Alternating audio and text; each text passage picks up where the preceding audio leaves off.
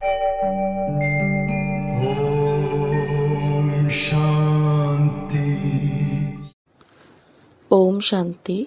आज 22 जून 2026 दिन सोमवार की साकार मुरली। आइए अब सुनते हैं मीठे मीठे बाप दादा के मधुर महावाक्यों को। मीठे बच्चे, बाप आए हैं तुम बच्चों की खिदमत अर्थात सेवा करने। तुम भी बाप समान बन सबकी खिदमत अर्थात सेवा करो। प्रश्न, ब्रह्मा बाप का कौन सा एक विचार चलता जिस पर शिव बाबा कहते वेट एंड सी, फिक्र मत करो।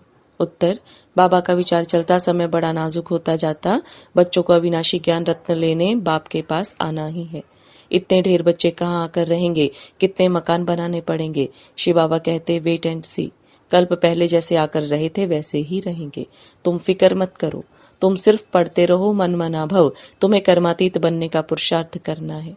गीत, तुम्हें पाके हमने जहां पा लिया है, जमी तो जमी आसमां पा लिया है। ओम शांति। बाप भी कहते हैं बच्चे ओम शांति, और क्या कहेंगे।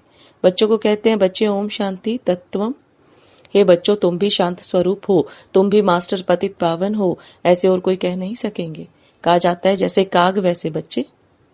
तुम बच्चे भी जानते हो जैसे बाबा वैसे हम। बाप कहते हैं मैं ज्ञान का सागर हूँ। तुम बच्चे भी समझेंगे हम मास्टर ज्ञान सागर हैं, गोया नदियां ठहरे। सागर के बाल बच्चे भी होंगे ना। बड़ी बड़ी नदियां भी हैं, बड़े बड़े तालाब, बड़े बड़े सरोवर भी हैं। वह हैं जड़, तुम हो चैतन्य, सागर से निकले हुए हैं। कई बच्चे भी इन बातों को समझते नहीं है क्योंकि पढ़ी लिखी तो बच्चियां हैं नहीं। बाबा ने एक बार पूछा था चीनी किससे बनती है, गुड़ किससे बनता है, तो बोला लाल गन्ने से गुड़ बनता है, सफेद गन्ने से चीनी बनती है। बेचारी पढ़ी हुई तो है नहीं। अब तुमको कितनी बड़ी बातें समझाते हैं। पानी के सागर से पानी की ही नदियां निकलती हैं। मनुष्य बहुत बढ़ते जाते हैं तो पानी भी बहुत चाहिए ना। कितने कैनाल्स आदि बनाते रहते हैं। तो तुम बच्चों को उठते बैठते चलते फिरते यही ख्याल रखना है कि हम इस पतित दुनिया को पावन बनाते हैं। गीत में भी कहते हैं बाबा हम आपसे विश्व की बादशाही का वर्षा लेते हैं, यह हमसे कोई छीन नहीं सकेगा। 21 जन्म यह राजाई कायम रहेगी। बेहद का बाप आकर बेहद का राज्य भाग्य देते हैं, राज्य भाग्य चलाने के लायक बनाते हैं, पवित्र बनाते हैं, बुलाते भी हैं हे पतित पावन आओ। यह कोई श्री कृष्ण को नहीं बुलाते, निराकार भगवान को बुलाते हैं।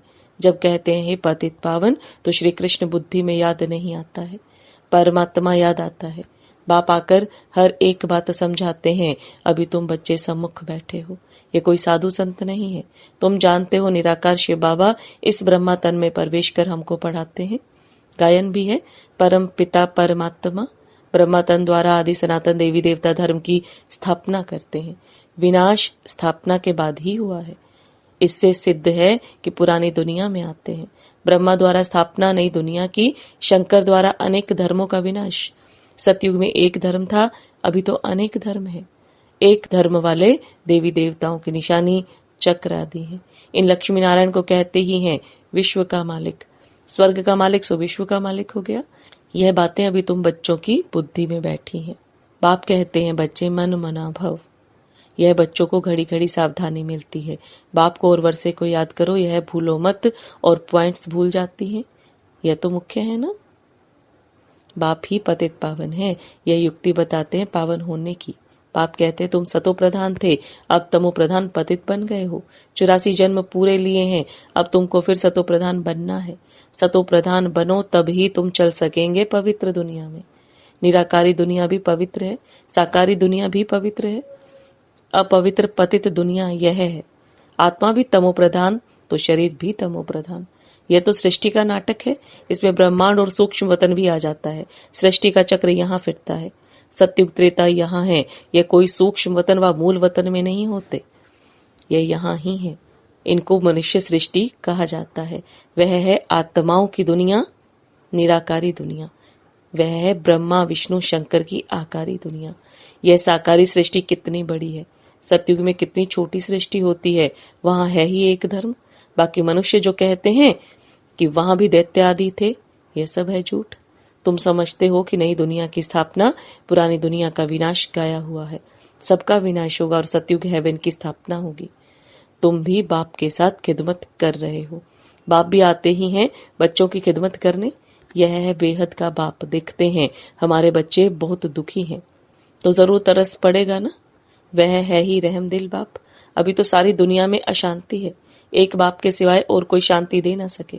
हठ योगी भी अथाह हैं, आत्मा के लिए कह देते वह निर्लेप है। मनुष्यों को उल्टी बातें सुना देते हैं। वास्तव में आत्मा की सफाई चाहिए। आत्मा में ही खाद पड़ी है और किसी को पता नहीं है। कहते भी हैं यह पाप आत्मा है, बहुत पाप करते हैं। यह महात्मा है, पुण्य आत्मा है, ऐसे नहीं कहेंगे महान परमात्मा है। सन्यासियों के लिए कहेंगे पवित्र आत्मा है, क्योंकि सन्यास किया हुआ है। अब बाप समझाते हैं आत्मा को पवित्र बनाने वाला सिवाय एक परमात्मा बाप के और कोई हो नहीं सकता। पतित दुनिया में पावन आत्मा कोई हो ना सके।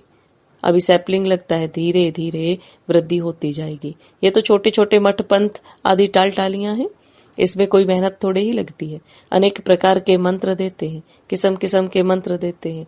यह भी वशीकरण मंत्र है जिससे तुम 5 विकारों पर जीत पाते हो। राम राम का मंत्र जपते हैं, इससे फायदा तो कुछ भी नहीं है।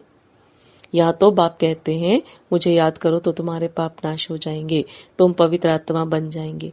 याद को ही योग कहते हैं। भारत का प्राचीन योग बहुत मशहूर है, इस योग से ही तुम विश्व पर जीत पाते हो। भारत का राजयोग बहुत नामी ग्रामी है, यह बाप के सिवाय और कोई सिखला न सके। तुम हो ब्रह्मा कुमार कुमारियां बीके तो यहाँ ही होंगे ना। प्रजापिता ब्रह्मा के बच्चे तो जरूर ब्रह्मा के साथ ही होंगे। ब्राह्मण कुल भी जरूर चाहिए, इसको कहा जाता है सर्वोत्तम ऊंचे ते ऊंचा ब्राह्मण कुल। अभी तुम ब्राह्मण हो फिर उथल खाएंगे। बाजोली खेलते हैं ना, शूद्र से ब्राह्मण बने हो फिर देवता क्षत्रिय। तो अब बाप समझाते हैं मीठे मीठे बच्चों, बहुत थोड़ी बात है, बाप की याद में रहो। यह भी तो बुद्धि में है। बाबा हमको 84 जन्मों का राज बता रहे हैं। 84 लाख अथवा 84 जन्मों का हिसाब तो चाहिए ना। कोई को पता नहीं 84 लाख का तो हिसाब कोई बता ना सके। मनुष्य 84 जन्मों का चक्र लगाते हैं। आत्माएं ऊपर से आती हैं पाठ बजाने के लिए। सतयुग से लेकर कलयुग अंत तक आती ही रहती हैं। हर एक अपना अपना पाठ बजाते रहते हैं। इन बातों को मनुष्य मात्र नहीं जानते, एक बाप ही जान सकते हैं। मनुष्य को कभी परम पिता गॉड फादर नहीं कहा जाता। गॉड फादर कहने से फिर निराकार शिव तरफ बुद्धि जाती है। जीवात्मा का बाप तो होगा ना। आत्मा एक शरीर छोड़ दूसरा लेती है। निराकार बाप का नाम शिव है, तुम्हारा भी एक ही नाम है आत्मा।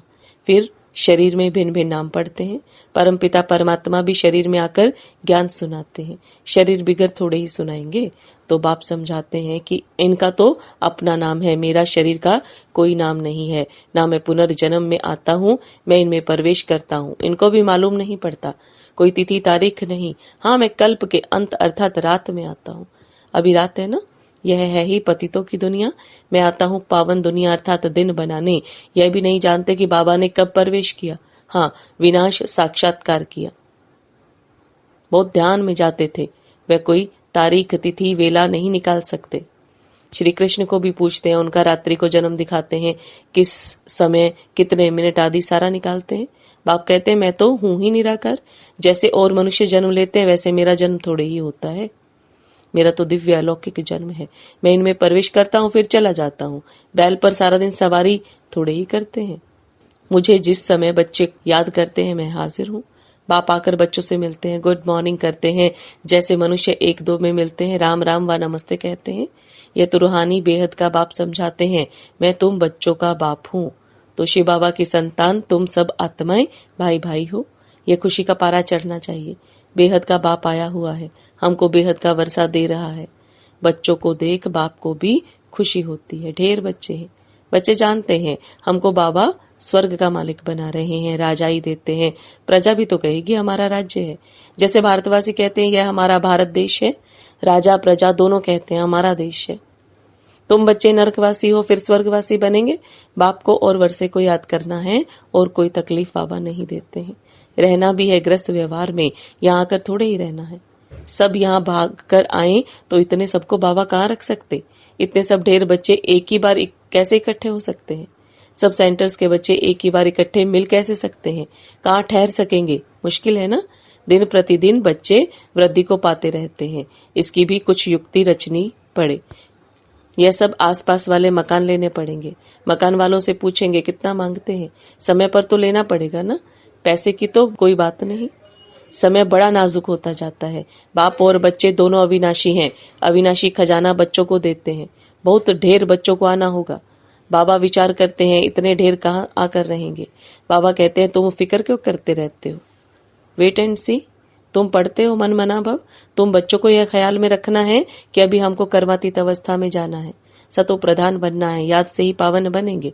बाबा बात तो बहुत सहज बताते हैं, अति सहज है, सिर्फ बाबा को याद करना है। देखो गाय के बच्चे को जब माँ याद आती है तो चिल्लाता है ना, वह तो है जानवर। तुम बच्चों ने भी रड़ियां मारी ना, आगे चल बहुत चिल्लाएंगे, बहुत याद करेंगे। तुम बच्चे तो अब जानते हो कि बाबा आया हुआ है, विनाश तो होना ही है, नेचुरल क्लेमिटीज आनी है, सब आपस में लड़ते झगड़ते रहते हैं। कितना खर्चा कर बॉम्ब्स बनाते हैं, बहुत पैसा जाता है, खर्चा तो होता है ना, इतना खर्चा कहाँ से लाए। डरते भी हैं मौत से, फिर भी बॉम्ब्स बनाना तो बंद नहीं करते। बॉम्ब्स की लड़ाई चलेगी, अभी बनाते ही ऐसे हैं जो बम गिरे और मनुष्य मर जाए। चीज बनाने में पहले टाइम लगता है, फिर तो मिनट मोटर, जल्दी जल्दी बनाते जाते हैं। बॉम्ब्स भी कोई थोड़े बनेंगे क्या। तुम बच्चे जानते हो इस पुरानी सृष्टि का विनाश होना है, अब बेहद के बाप से वर्षा लेना है। गीता है तुम भारतवासियों का देवी देवता धर्म का शास्त्र, बाकी तो छोटे छोटे हैं, उनका कोई गायन नहीं। ब्राह्मण धर्म है सबसे ऊंच, ब्राह्मणों का काम है कथा सुनाना। तुम कह सकते हो हम ब्रह्मा कुमार कुमारियां हैं, ब्रह्मा के बच्चे, हमको डाडे का वर्षा मिल रहा है। अच्छा, मीठे मीठे सिखलदे बच्चों प्रति माता पिता बाप दादा का याद प्यार और गुड मॉर्निंग। रूहानी बाप की रूहानी बच्चों को नमस्ते। रूहानी बच्चों की रूहानी बाप दादा को याद प्यार, गुड मॉर्निंग और नमस्ते। धारणा के लिए मुख्य सार। ड्रामा के हर राज को जानते हुए किसी भी बात की फिक्र नहीं करनी है। पढ़ाई पढ़ते रहना है, मन मनाभव होकर कर्मातीत बनने का ख्याल रखना है, स्वयं को सतो प्रधान बनाना है। हम आत्माएं शिव बाबा की संतान है, आपस में भाई भाई हैं, शिव बाबा से वर्षा ले रहे हैं, इस खुशी में रहना है। वरदान, अंतर स्वरूप में स्थित रहे अपने व बाप के गुप्त रूप को प्रत्यक्ष करने वाले बच्चे सच्चे स्नेही भव।